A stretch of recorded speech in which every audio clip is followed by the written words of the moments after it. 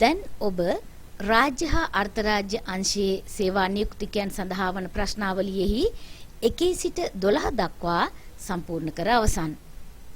එහෙත් ප්‍රශ්නාවලියේ 13 වන කොටස පිරවීමට කලින් නැවත වරක් ප්‍රශ්නාවලියේ 1 සිට 12 දක්වා වූ කොටස් හොඳින් පරීක්ෂා කර එය නිවැරදිව සම්පූර්ණ කර ඇති බවට තහවුරු කරගන්න.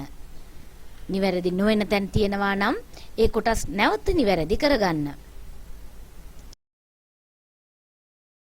ඉන්පසුව 13 කොටසෙහි ප්‍රතිචාරකයාගේ අත්සන සඳහා දී ඇති තිත්තිරි පෙළ මත ඔබේ අත්සනත් දිනය සඳහා දී ඇති තිත්තිරි පෙළ මත දිනයත් සටහන් කරන්න. ඒ වගේම ඔබ පහසුවෙන් සම්බන්ධ කරගත හැකි දුරකථන අංකයක් මෙහි සඳහන් කොටු මත එක් කොටුවක එක් අංකයක් වනසේ පැහැදිලිව සඳහන් කරන්න.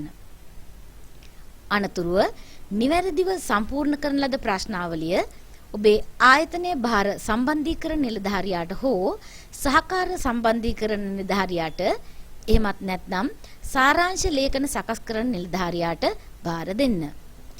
ආයතන ප්‍රධානියා හෝ අංශ ප්‍රධානියා මගින් සහතික කරවා ගැනීම ආයතනයේ භාර සම්බන්ධීකරණ නිලධාරියා විසින් සිදු කරනු ඇති.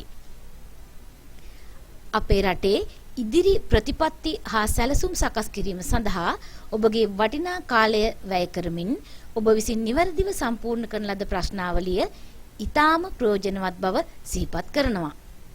මේ ජාතික කර්තව්‍ය සාර්ථක කර ගැනීම සඳහා ඔබගේ දායකත්වය ලබා දෙනු ඇතැයි ජනලේඛන හා සංඛ්‍යා ලේඛන දෙපාර්තමේන්තුව ස්තුතිපූර්වකව අපේක්ෂා කරනවා.